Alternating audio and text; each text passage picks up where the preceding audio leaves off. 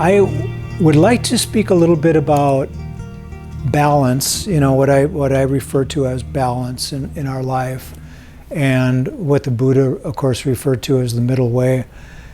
And this is a teaching that the Buddha discovered. It wasn't necessarily, he never really claimed to make these teachings. He did claim to discover things, and the middle way is one of the things that he said that he discovered. In regard to, he was, of course, born into a very rich family. His father, the sutras and the books that I've read, they consider him a king. He was like a landowner. He owned a lot of land, and a lot of people, he had servants and people working for him and that type of thing. And the Buddha had everything that the father thought he should have. I mean, like everything. And he was really living a luxurious life, but he realized even with all that stuff, he wasn't happy. And I think that is true for a lot of people these days. I mean, we live a pretty darn good life. Almost everybody I know is not starving. They have a nice house. They can pay their bills. For the most part, they're having a pretty good life, thus far, anyway. And their health is pretty good. I do know a number of people that are having health problems as of recent, and those kind of things will happen to all of us eventually. But as we're living life and we feel healthy and we have a roof over our head and we're paying our bills and eating good food, we should consider ourselves pretty fortunate. And the Buddha had all of that, and he had much more. He had, even though he had a wife and a child before he left his father's kingdom, his father's care, he did have other, they were throwing parties, and there was lots of temptation, lots of things that he could use to entertain himself. But again, he realized that he wasn't happy. He had all these things, and it wasn't providing happiness for him. And when he left, he decided to leave, and then when he left his father's kingdom, his father's house, his palace, or whatever we want to call it, he went out and he got rid of his expensive clothes and put on a robe. He cut his long, oiled hair, and eventually shaved his head so that people wouldn't feel like they're addressing somebody, some royalty, so that he wouldn't be treated any differently than anybody else. Because the people that were on the spiritual quest at that time, that's what they were doing. They were wearing robes, and they owned very, very little. And so he wasn't necessarily trying to be a monk or anything like that. He was just following suit with what people were doing at that time. And he was on the spiritual quest, still not happy, for 6 years. And it was kind of a struggle for him. He met a couple of different teachers, a couple of meditation teachers.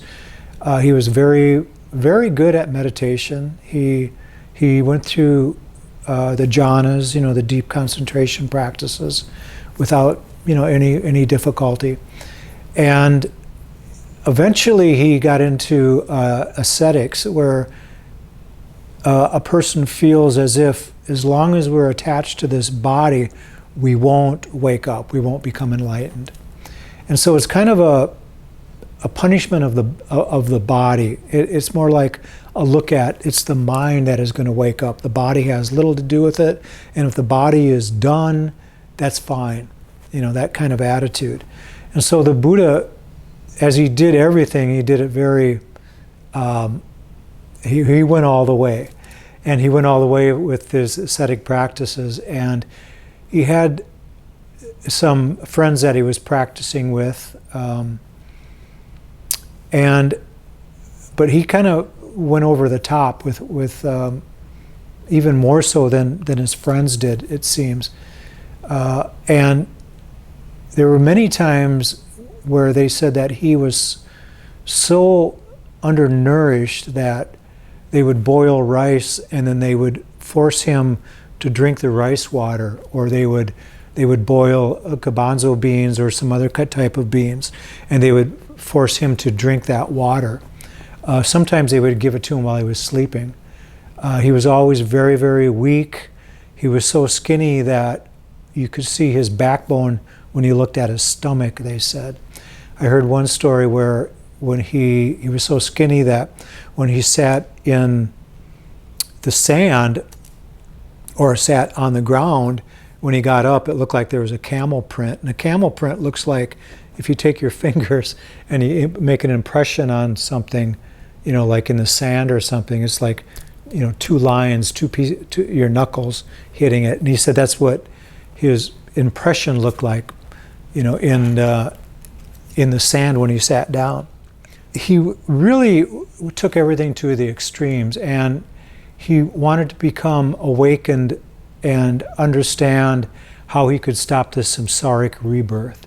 He wanted that more than anything, so he nearly starved himself to death on an ongoing basis, really. And it came to a point where a young boy found him.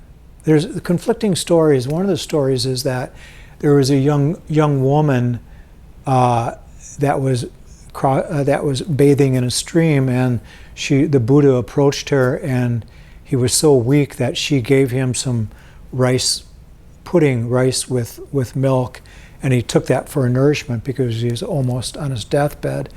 But I think the more accurate story was that there was a farm boy that found the Buddha laying face down off of a trail in one of their fields, and he thought the Buddha was dead, so he ran home.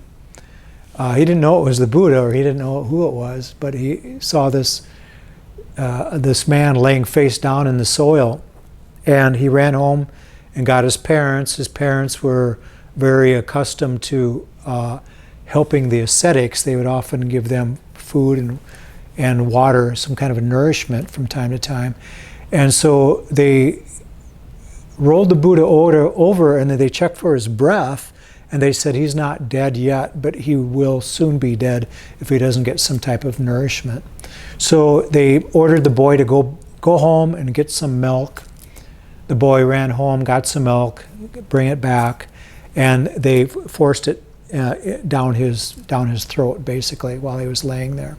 And then eventually they gave him rice, and then they gave him the combination of the milk and the rice, over a period of time, and he got his nourishment back. And that's when the Buddha said, this a way of the middle way is the way to go, where the middle way of not having too much, or the other side of not having enough, including food and nourishment, is neither one of these ways is going to allow a person to become enlightened.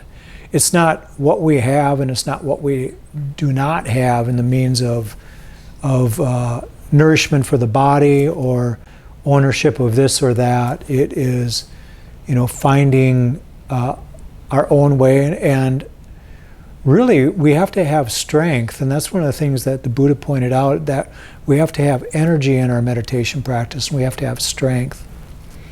And he likened this middle way very much like a stringed instrument, where if the string is too loose, it's not going to work, it's not good, and if it's too tight, it will break.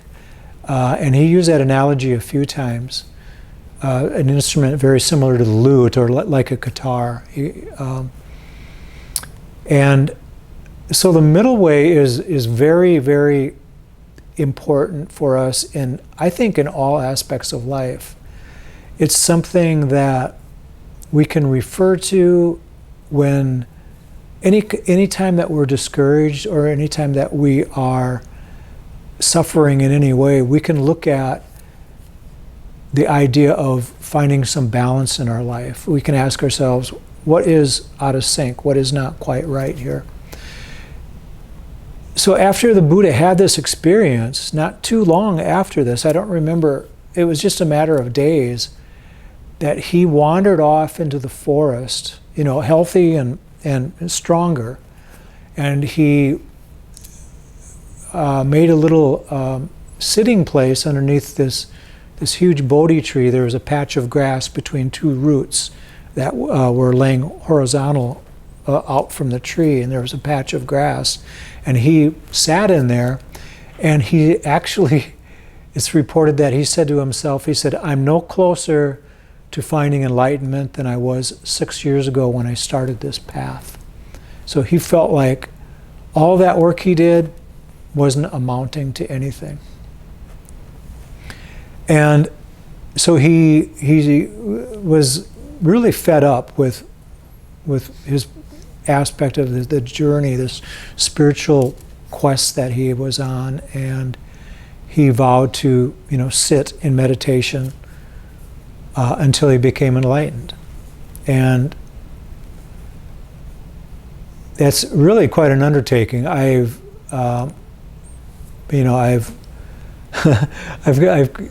talked to, I've heard people talk about this story before, and they've kind of half-heartedly, attempted to do the same thing, and they lasted, the maximum of like a couple of hours, rather than a couple of, days, days on end of meditating without moving. Now that doesn't mean that a person shouldn't apply themselves and really sometimes come to these moments where, I really got to sit down and meditate and get some, work out some things or really find some insight, Because I have to really kind of correct myself, because meditation isn't really a time to fix anything, but it's a time for investigation, a time for us to really do some investigative work. When we think of balance, we first start, like in our meditation practice anyway, we want to find balance within the body, balance within the breath, balance within our thoughts. I think that when we try to find the present moment, seemingly between the past and the future, that's a way of finding balance within the mind, kind of settling into that middle point. When we, when we're outside of meditation and we're out in the busy world, doing our thing, if we're pulled one extreme to the other, we can usually find that we're out of balance. In other words, we're not really living that middle way as well as we probably could. And so I think it's just a really good reminder for us to think of that and come back to that. And one of the things that we can be, very, very keen and understanding about is to be grateful for everything we have. And the reason I mention that is because after the Buddha had this experience of discovering this path of the middle way, and then he became enlightened, and then shortly after that enlightenment, he gave his first teaching, which was the Four Noble Truths. And in that very first teaching, he said that we suffer, and he understood what suffering was. He had a pretty hard time for those 6 years, seeking and really kind of punishing himself in many ways, especially towards the end of those last 6 years, where he was really doing the ascetic practices, to an extreme. And so he knew what suffering was, but he took liberty to tell us that it was basically because of our desires. And what did he mean by that? He really meant that we are not content. You know, that's the kind of suffering we have.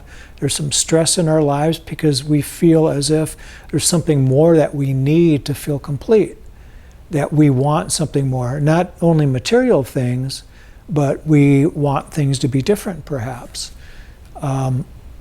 We want things to be better in some way.